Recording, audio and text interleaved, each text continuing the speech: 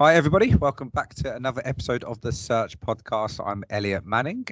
This week's guest is someone that I've known for quite some time.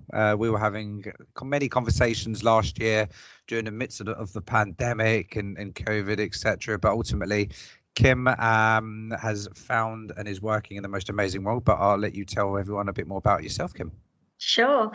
So I'm Kim Wardle. I'm the commercial director of Xcede, part of the TechStream Group. I've been there since September. I've got about probably almost 11 years experience in recruitment now. Worked my way from a contracts consultant up to a commercial director, generally working a lot with our clients, but getting involved with top level stuff within the business as well. Fantastic. So been a rough year, but we won't go into that too much yet. Yeah. Doesn't sound like from talking to you before, this has been too much of a rough year for you. It seems like it's been fantastic. But ultimately, what's tell me and tell those listening in kind of your career in recruitment, you know, how you started out, why recruitment, and your journey to where you are right now, I suppose, if you can, and then a short snippet. Sure. I think like a lot of people, I sort of fell into recruitment. I actually went to Office Angels, who are a high street recruiter. They do generalist recruitment, and I asked them to find me a job, looking for like a PA or an office manager role, and they actually did. They got me a really good role as a PA. And actually, one of the girls that worked there came in one day and said, "Have you ever thought about doing recruitment?" And I was like, "What's recruitment?" She was like, "Well, it's basically getting people jobs." And I'm like, "Okay, and what would I be doing?" She's like, "Well, basically you get to do, you get to fulfill people's dreams and, speak to people on a day-to-day basis." Sounds and I was like, amazing. I'm really good at chatting. So do you know what, let's have a go. And I went and interviewed for them and got my first role as a consultant doing the contract and freelance side of things.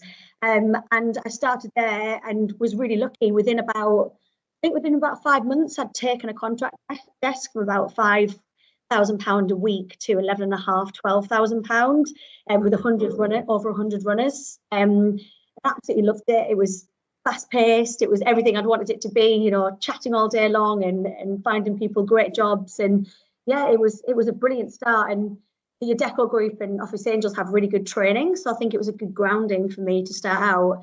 And it's just gone from there, really. It's been great. So what happened after that? Where did you go on from that position? Because you did have an amazing stint in another firm and you grew.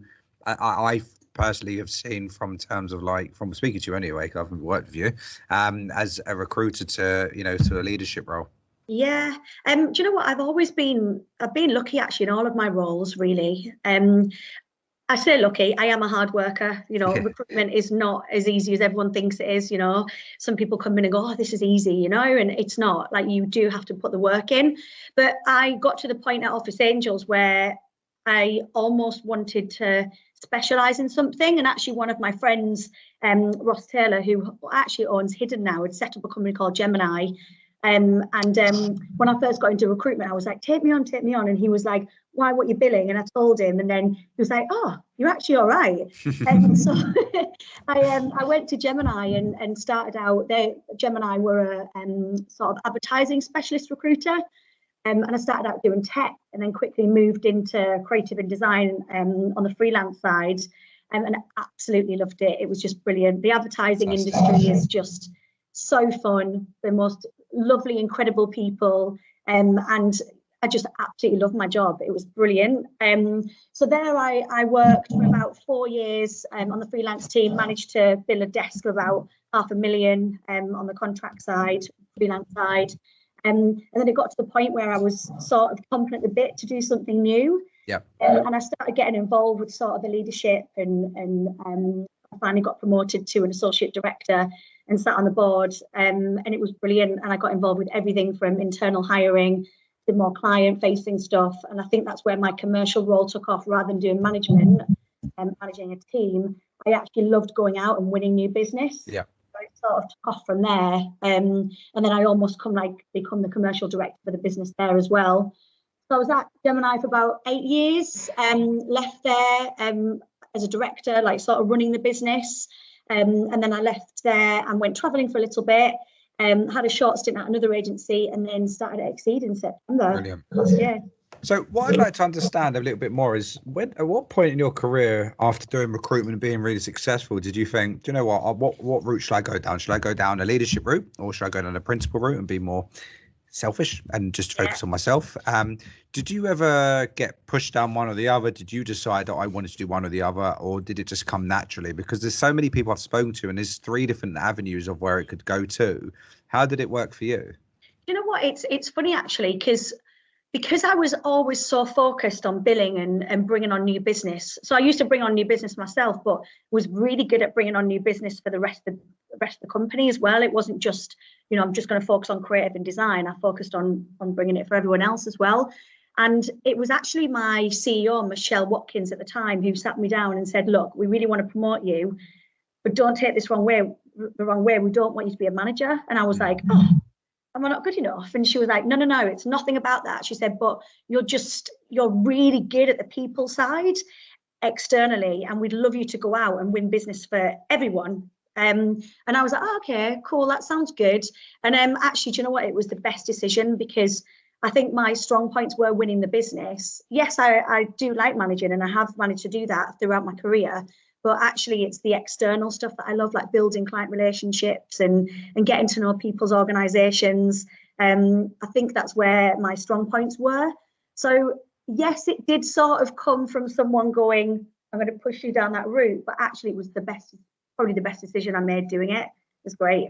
Yeah, fantastic. So that's kind of the route you've taken now to what you do, and obviously it's very client focused, and something you're obviously very, very good at. But it sounds weird, do you miss doing anything else in recruitment? Do you miss kind of like the old school kind of like resourcing and having to like work from the sort of the full cycle aspect? Oh, don't you worry, Elliot. I still get involved with some of that. Do you know what? To be honest, I've actually, since I started at Xcede, because my background is creative, I've actually got some of our clients that we work with come to me and go, oh, I see that you've worked the creative market. Is there anyone there that does that? And because we're much more of a digital focused agency, some of the more traditional stuff doesn't really sit within Xcede, but I've managed to bring on some of those jobs and actually fill those. So still keeping a dab hand in. Yeah. But you're totally right. Of course, if you've got a background in recruitment and billing, you are going to miss that. So it is sometimes nice to get involved. But to be honest, I still sort of feel like I do anyway, because when I'm bringing in new business for the rest of the guys, I still get involved with like taking the brief and understanding what they need and giving the guys support on where they could go out and find candidates and talent. And so I always, it's still there in the background. Brilliant. So what you've identified in something again really different to anyone I've had on the podcast is you've got so many different avenues you can go down in recruitment. You've got the principal, you've got the team leadership, you can go commercial operations, directors, and and whatever else. So what you've done is you go more client services focused, more client facing. I wouldn't necessarily say, or would you say it was more business development focused as such, but you're dealing with the client side. So how would you advise those in recruitment who have been in it for some time, not very long time, or have been in it for whatever, but how would you say to them to try and identify that could be a role that they would be good at? Because I don't think there's many recruiters or people out there in our industry that feel like they can go down different avenues enough and can potentially go and utilize their skills and do something more client services focused. How would you tell them to go about it? Yeah, I think it's a funny one, isn't it? Because when you work for a business, you sort of in your own little bubble, and if that avenue isn't there, you don't know it's out there. But you've just got to think about where your passion lies, like what really makes you have that buzz. And it's actually really sad because I see a lot of people leaving recruitment because of that reason, because their business doesn't allow them to do what they're really, really good at. So I think when you're in a business and you're feeling like, oh, it's feeling a bit stale, don't feel like it's the recruitment job that isn't right for you anymore. Think about all the different aspects of what you do within your role that you might want to take further and go out and look for that business. Come to someone like you to find them that company that can offer them that actually. And I guess in a way I have been really lucky that I've worked for businesses where they've been really open about playing to my strengths. And I think that's what people need to do. They need to really look at what they're really good at and like don't give up on that, if that makes sense. No, of course, and I think there's definitely so much opportunity for that. I just don't think people have done enough to explore it, and I think they need to. In terms of where you are now, you've joined, Xcede, fantastic firm, and you've got a very good opportunity where you are. How's that been for you? How's the last year been rather as an opportunity, a challenge, and I suppose, where do you see everything going for you? Yeah, do you know what? When I left sort of like the advertising market, I was a little bit sad because I've been in it for 7 years and it's such a brilliant industry to be in.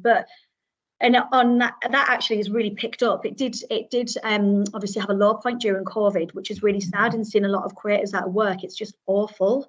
But I thought to myself for a little while that I want to go a lot more digital. And Xcede, I interviewed at quite a few places, and when I interviewed with Xcede, it felt right from a culture perspective, the sort of market that they do. So we specialise in, we've got 3 pillars, data, tech and digital.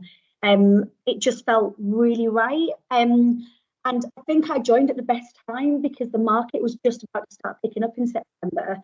And don't get me wrong, there was, still the backlash of COVID, and that was a real struggle. But thinking that sort of data tech world, because a lot of the businesses that we work with were, taking their businesses online. A lot of the high street retailers were taking their business online. We were really lucky that we were getting these, jobs in for not just 1 or 2 people to recruit for. It was huge teams. So rather than doing contingent 1s and 2s, we were placing whole data teams, whole tech teams, whole digital teams. So we've been really successful over the last 6 months. And it was a brilliant time to start that business. And we also got we actually merged with the TechStream Group as well last January. That's right. Yeah. And when I started, that was really starting to work as well. Like TechStream Group moved into the building, and we work together really closely now, and it's just meant that our offering's even bigger. Across markets, but also globally as well. So I think I've joined the business at the most exciting time, to be fair. So yeah, I'm absolutely loving it, and it's opened up doors for me. Like a lot of my stuff with advertising agencies, I'm now working with brands, unicorns, startups. So it's been great. It's been really fantastic. Great. So what's the plan now? We've come out of this, or coming out of this whole pandemic that we've been in, and we're phasing out of that, and you're extremely busy. What's the plan for 2021 for you? Yeah, well, for me or for the business? Well, both, I suppose. I suppose more from a business perspective. However you want to share that. Yeah, I think the plan for Xcede is, we're continuously growing. We're I think we've just hired about 17 people in the last 4 months. So yeah, massively looking for new people. We want to stay true to what we're really good at, which is that data tech and digital market, but we want to take it on a bigger scale. And that, like I said, like across different countries. So we're now operating in the Nordics now and Germany, but we're looking to hopefully build up more of Europe as well. And we're starting to work more with the US. So brilliant. It's a really, really exciting time for us. And that's just opening up doors for me. It just means that I'm getting to speak to people all over the world, which is really exciting. Oh, amazing. I want to take a little bit of a step back, if you don't mind, before we kind of finish up. But like when you was in a position of looking for a new role, and you spoke to a couple of firms, what is it? And for those listening in, to get the kind of advice from someone who's very experienced, successful, and has been there and done it, what did you need to see from a business to make you feel that enticed to want to go there? Because I'm sure in your case, you've been approached a million times. You've spoken to however many different business owners over the years. What made them stand out to make you think, you know what, that's where I need to be. That's where I want to be. And that's the difference of all the businesses that I potentially have been at and experience I've got. That's where I can see myself. Yeah. Do you know what it was? I think for me, it has to come down to the culture piece. Like as soon as I met William, who's the CEO, and Julian, who's the MD, I just felt at home. Like they made me feel so comfortable. They had a brilliant vision. I really, I asked them like what their values were and where they want to take the business. And I really believed in what they told me, and they haven't disappointed. Like everything that he told me in that interview, they followed through. And I think, I definitely made the right decision. I think I interviewed at about 5 different places who were all brilliant, by the way. And I had a really hard decision because I had quite a few offers. Yeah. But it just came down to the right feeling. And I think when you walk into a room and you can speak openly and honest with people, that's the right business for you. If you feel like you're sort of not being yourself, maybe it's not. And I am the sort of person that I have to be myself at work. I bring my whole self to work. I don't just bring my Kim business hat. I bring everything with me. And I think Xcede, you can be yourself, and I think that's so important. Yeah. And I think that resonates a lot with our staff. And if you look at the staff retention as well, like some of the guys have been there since the beginning. One of our top billers, Luke, he's been there 13 years. Paul's been there 17 years. Matt, one of our associate directors, has been there 9 years. You can see that people are there because they really believe in the business. And that's what I really loved about it. Fantastic. I mean, this is just for those, again, this is not necessarily directed at you, but like if you've been to an interview and you've spoken to a business that have given you the values and everything you need, it's a massive risk because you can't always necessarily think, do you know what? It sounds great and you talk a good game, but how do I know it's going to come to fruition? Is it a case of just kind of like a gut feeling? Is it a case of looking into things that you've just said about the longevity in the businesses? Is it more just a case of how you feel as a person and you feel like it's worth taking that risk and haven't got really any justification as to why you shouldn't? Yeah, I think, do you know what? It does come down to the feeling. I think what people need to remember when you go to an interview, you're interviewing that person just as much as they're interviewing you. You need to be confident and go, I'm giving you value as well. What are you giving me back? And I think if you can have a real honest conversation with people in the interview, I think that's the right way to look at it. But you're right, you need to do due diligence on it.